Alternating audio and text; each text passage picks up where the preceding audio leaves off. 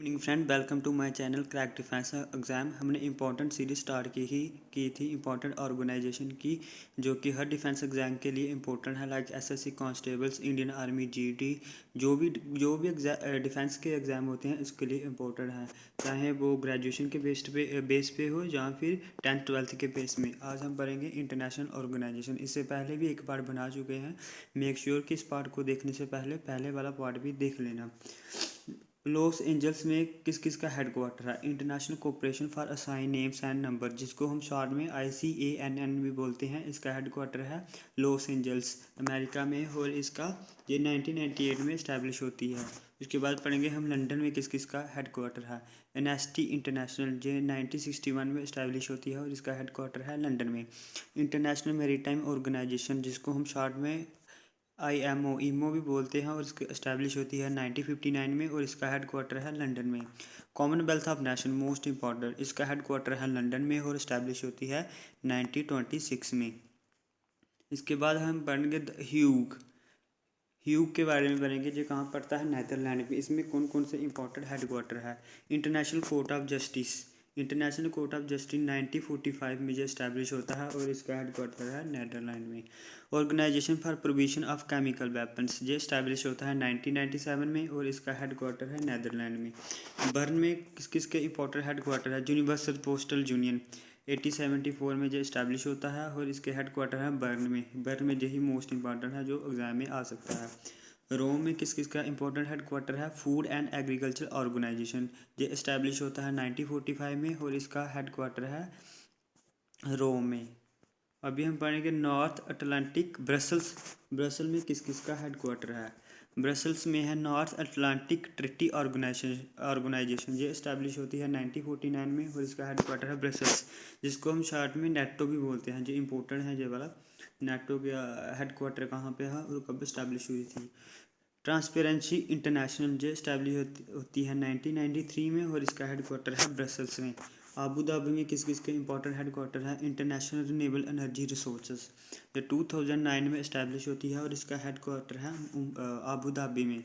Dubai में किसका headquarter है? ICC इंटरनेशनल क्रिकेट काउंसिल, जो इस्टेब्लिश होती है, ये भी इंपॉर्टेंट है, 99 में जो इस्टेब्लिश होती है और इसका हेडक्वार्टर है दुबई में।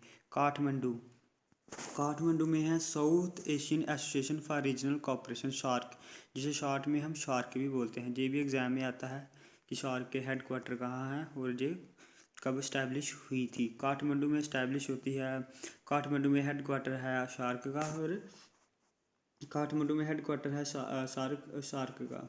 और सिंगापुर में कौन कौन से इंपॉर्टेंट हेडक्वार्टर है? एशिया पैसिफिक इकोनॉमिक कोऑपरेशन, जो इस्टेब्लिश होती है 1989 में और इसका हेडक्वार्टर है सिंगापुर में। जकार्ता जो इंडोनेशिया में है, इस जहाँ पर कौन सी इंपॉर्टेंट है headquarter? Association of south east Asia Nations, जिसे हम एशियंस भी बोलते हैं शॉर्ट में, जो इस्टेब्लिश होती है 1967 और हेडक्वार्टर है जकार्ता में। ऑर्गेनाइजेशन ऑफ इस्लामिक कोऑपरेशन, जो इस्टेब्लिश होती है 1969 में और हेडक्वार्टर कहाँ है इसका? जैथ में। इंडियन एसोसिएशन मॉरिशस में कौन सा इंपॉर्टेंट हेडक्वार्टर है? Indian association rim association for regional cooperation, जो इस्टेब्लिश होती है 1997 में और इसका हेडक्वार्टर है मॉरिशस में। अभी हम पढ़ेंगे लॉस एंजल्स। अभी हम पढ़ें ल्यूजेंस, जो स्विट्ज़रलैंड में है, इसका हेडक्वार्टर है ल्यूजन। स्विट्ज़रलैंड में कौन कौन से हेडक्वार्टर होते हैं इंपॉर्टेंट? इंटरनेशनल ओलंपिक कमेटी, जो ओलंपिक गेम होती है उसकी कमेटी का हेडक्वार्टर है ल्यूसेंस स्विट्ज़रलैंड में और जो इस्टेब्लिश होती है 1896 में।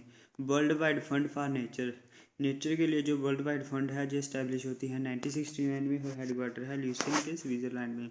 International union for conservation of energy, जो इस्टेब्लिश होती है 1948 में और हेडक्वार्टर है स्विट्ज़रलैंड ल्यूसेंस। फिर अभी हम पढ़ेंगे यूरिज स्विट्ज़रलैंड, ल्यूसेंस स्विट्ज़रलैंड में कौन कौन से हेडक्वार्टर है? यूरिज स्विट्ज़रलैंड में कौन कौन से हेडक्वार्टर है?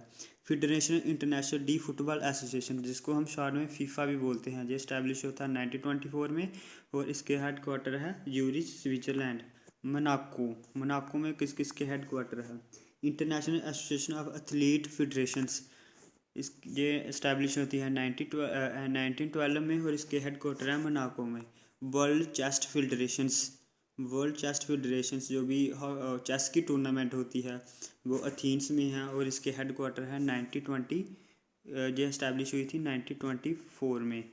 अब हम पढ़ेंगे मुनिच में कौन कौन से important head shooting international shooting sport federation 97 जे इसके हेड क्वार्टर है मुनिच में और जो इस्टेब्लिश हुई थी 97 में।